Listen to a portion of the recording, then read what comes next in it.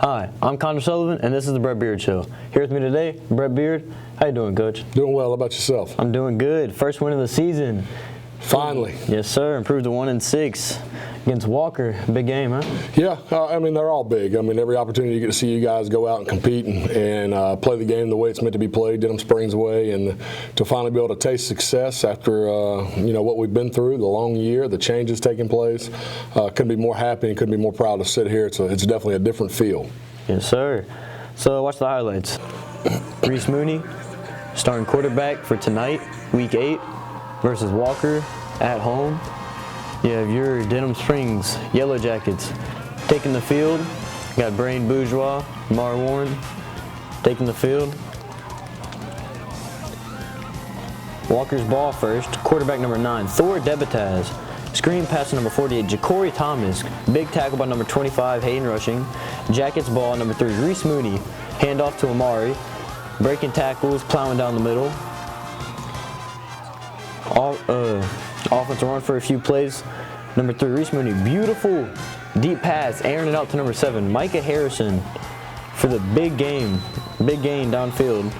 Play called back for a flag. Jackets would still end up marching the ball down. A few plays later, you have Ray McNeely on the touchdown. Camera function. Now you have number 20, Hunter Bethel, quarterback keeper, for a nice gain. Going deep down in Jacket territory. You have number 13, Spike Grasso, in on the tackle. Number 20, Bethel hands off to 33, Rayshawn Simmons, who is stuffed at the line. Brain Bourgeois on the tackle. Third and goal. Number 20, Bethel is actually sacked by number 72, Porter Gibson. It's a big play right there. Now Walker's kicker, 22, Tyler Foster, actually misses the field goal wide left. 6-0, Jackets up. Now you have the Jackets driving down the field. Number 3, Reese Mooney. Deep pass, number 24, Preston Hallwager. First and goal, Denham. Tell us about that play, Coach. Yeah, I mean, what a big play. I mean, a great route, great throw, dropped it right into the basket. And, you look at the concentration on 24's, body language and everything else right there is just a perfect throw and catch. Yes, sir. Next play, you have number 8, Amari Warren, in for the touchdown. PAT would end up being blocked. 12-0 Jackets. So tell us about that. Amari at running back. Yeah, went in big body, gives us a spark. He's a big athlete. He can run. He plays behind his pads so much on the defensive side of the ball that we thought maybe if we handed him the football, he could get downhill as well, and he did just that. Yes, sir. He had a pretty good game, 2 touchdowns. Next play, big run by number 33, Simmons for Walker, cutting up the field, stumbling. You have number 21, Mason Edwards, in on the tackle, deep in their territory. Jet sweep to number 48, Ja'Cory Thomas. You have number 2, Jordan Reams, coming down, making the tackle. 4th down. Walker would actually go for it. Ball is fumbled. Jackets get a big defensive stop deep in Walker territory. 12-0 Jackets, halftime. Third quarter, long touchdown run. Number 5, Ray McNeely finding the hole, turning on the boosters. 19-0 Denham. Tell us about that, Coach. Great job up front. You give a kid like 5 an opportunity to go play and get into some seams and some creases. He can make you pay for it. O-line did a phenomenal job there, and you see the hole open up. Great vision by 5 to get up in there, and then of course with his speed, he's able to break it away. Yes, sir. It's a big play. He had a really good night. 2 touchdowns, 260 yards. We're going to talk about that later. So Jackets will actually go for an onside kick. It's actually grabbed and returned by number 3, Jarvis Patterson. Looks like he could cut it up, but runs out of bounds. Handoff to number 11, Brian Thomas. Getting the edge, going in between defenders, makes a big run. Now you have 3rd down. Bethel's pass to the end zone. Overthrown to number 11, Brian Thomas. 4th down again, Walker going for it. Pass to number 11, Brian Thomas, actually caught way out of bounds.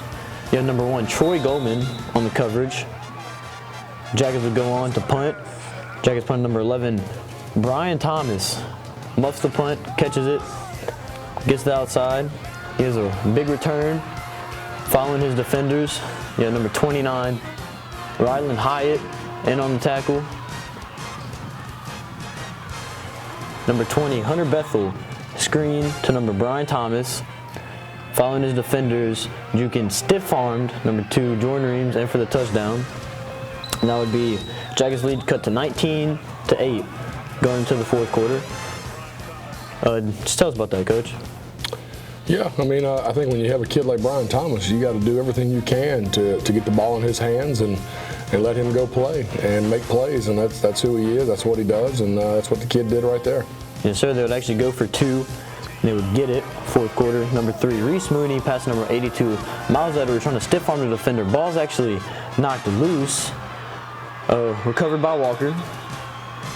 And then a few plays later, you have another touchdown run by Simmons. That now cuts the lead to 19-14. Jackets up. Number 3, Reese Mooney, handoff to McNeely, stuffed by Walker.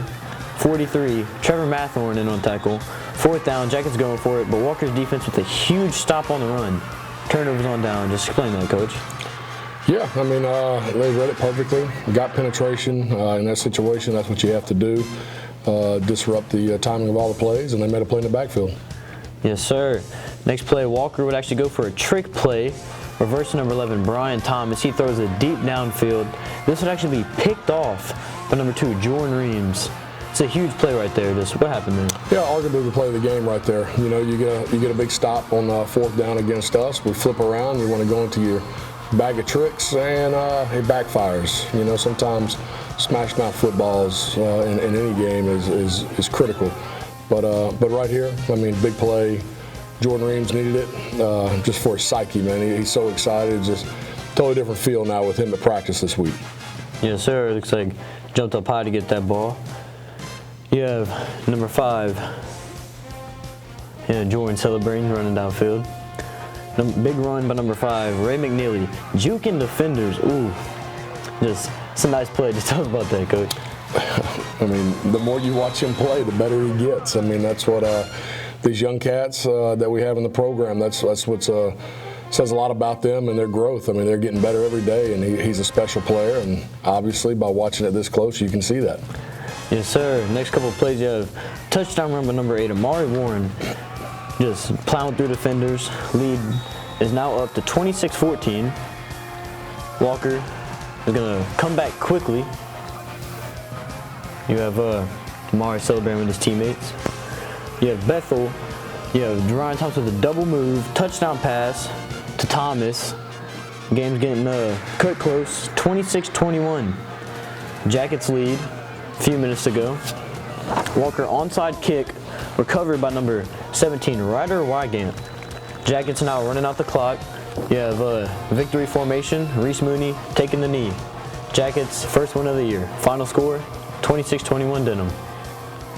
Just how's that feel, Coach, is getting the first win of the season? Yeah, no better feeling and no better formation than victory formation. And to see the smiles and the excitement and hear our student section and our fans, you know, to see you celebrate with your teammates and your classmates and sing the alma mater, you know, it's a special feeling, and I look forward to experiencing a lot more. Yes, sir. We got a lot looking forward to this season. So now Denham's 1-6. Now the Jackets are 1-6. Beat Walker for the first time in a couple of years. How's that feel, Coach? Well, 4 years. You know, all these Livingston Parish rivalries are great games, great battles. District 4, 5A. No doubt it's important to win these rivalry games, and you know, to finally after 4 years kind of stop the skid against Walker was a big deal. You know, on top of getting our first victory of the season, going through what we've been through, it couldn't feel better. Yes, sir. Number 5, Ray McNeely.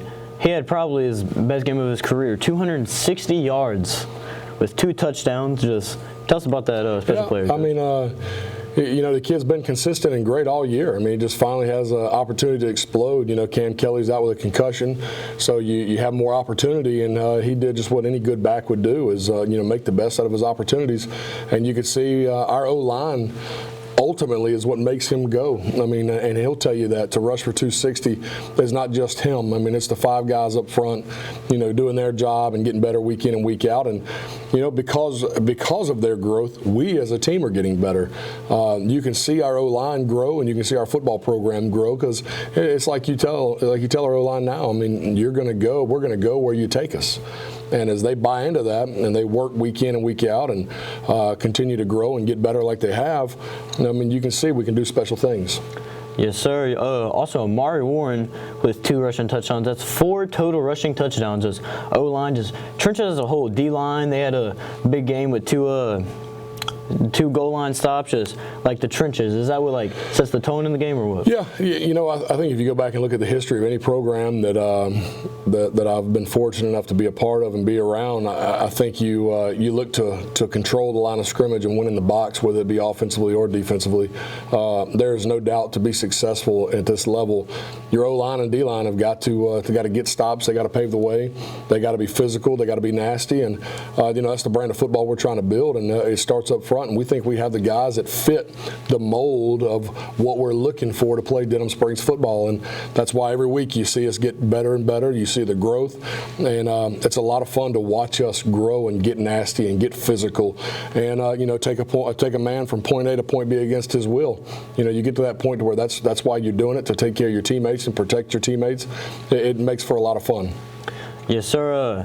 You had a couple defensive changes. You had Mason Edwards and Troy Goldman at corner, Jordan Reams at safety. Just what's that about? Yeah, you know, it's all about finding the combination. You know, you hate that you find what you think are the right combinations this late in the year, but you know, realistically, with our off season and getting to know you guys and getting to know our football players and our football team, well, it's just taking time to figure out who is in our locker room.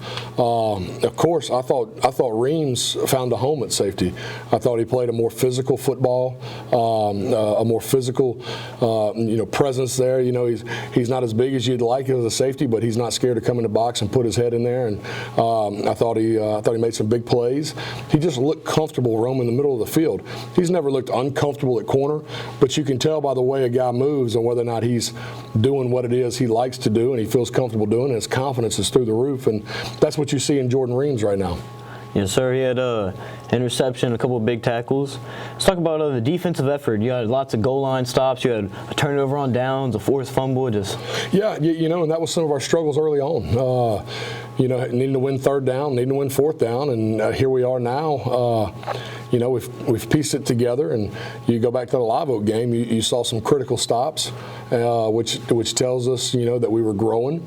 And then you get into this opportunity here, and you know, you have 3 big red zone stops to ultimately win the football game for us. I mean, there's no one play that wins a game, but to get stops in the red zone and come out with no points is huge, and testament to our defensive coaches and our defensive guys and them buying into the system, them honing in on what it is we're asking them to do, and they're getting better.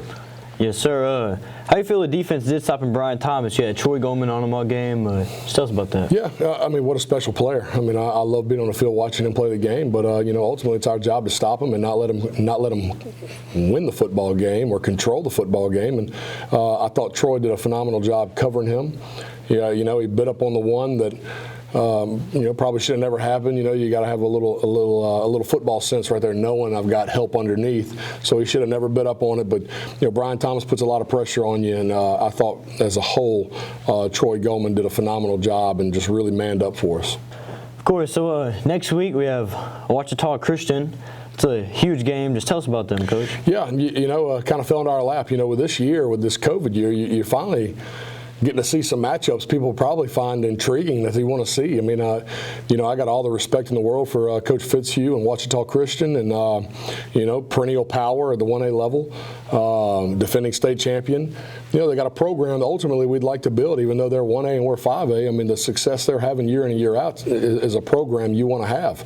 And they come in, they're disciplined, they play a great brand of football, and you know, it's a huge pickup for us for the PowerPoint game and the playoff scene, and it just comes down to 2 good football programs getting after each other, and the best team will win. Yes, sir. So, like you said, it's a big game. Defending 1A state champions. What's some stuff you've seen on film?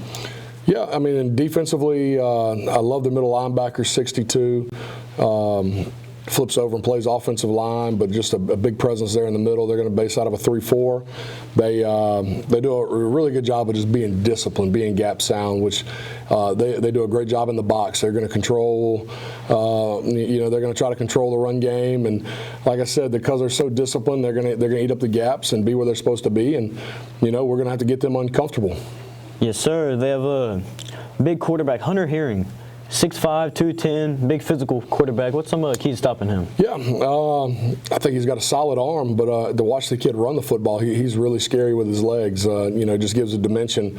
You add that quarterback into the run game, it just adds a number that makes it tricky at times, and the kid can go. You can tell he likes to battle. He's a competitor.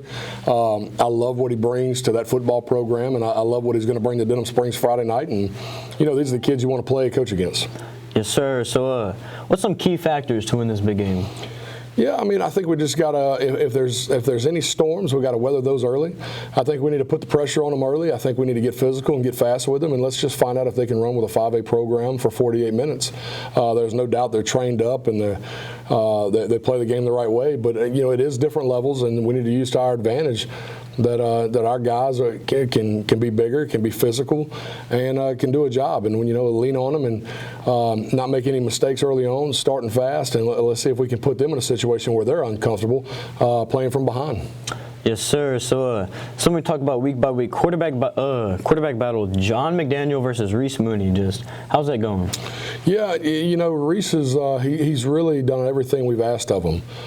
He's had a ton of success. He's run our offense at a very high level, and because of it, we've been able to experience a couple of comebacks with Live Oak and a chance to win a football game to finally getting that victory. And John is a warrior and just a huge asset to our program and a leader, and he's phenomenal for Reese and Reese's growth. And that's right now. It would be Reese Mooney to run the show, and John is going to do a heck of a job supporting him and being with him every step of the way as he is every day at practice. And it's just it's a tough battle, and right now Mooney has the edge. Possibly the biggest game of the year. Chances of making the playoffs, just tell us about that. Yeah, every one of them is big because it's the next one. You don't ever want to take an opportunity like a football game and let it get away from you. Everything you do for 355 days to give you 10 games, they're all important. Just so happens the importance of this one is, our backs against the wall. Like when we started this, we were 0-6. We had a chance to get in with 2 wins, and part one or round one was Walker. I thought we did a phenomenal job there, handling that pressure, handling that stage, and here we are now, big-time 1A defending state champion opponent coming in. It's a playoff game, and this will be treated like a round 2. These are the teams you got to beat to win state championships, and with a win here, PowerPoint-wise, it puts us in position to get into the real playoffs and an opportunity to play for a state championship. Yes, sir. So thanks for coming on, but we actually have a surprise for you. First one of the season. We got some brownie cookies for you, Coach. All right. Yes, sir. I do love winning. Yes, sir. I was hoping you would tell me it was Jules. Jules is my favorite, Yes, sir. You're not bad, though. Appreciate that, Coach. Awesome. Love those W's. Sorry, it's kind of melted a little. No, that's perfect. I'm going to dive right into this, and especially these W's right here. You can't get enough of those. Yes, sir. So I'm Connor Sullivan. With me today, Coach Beard.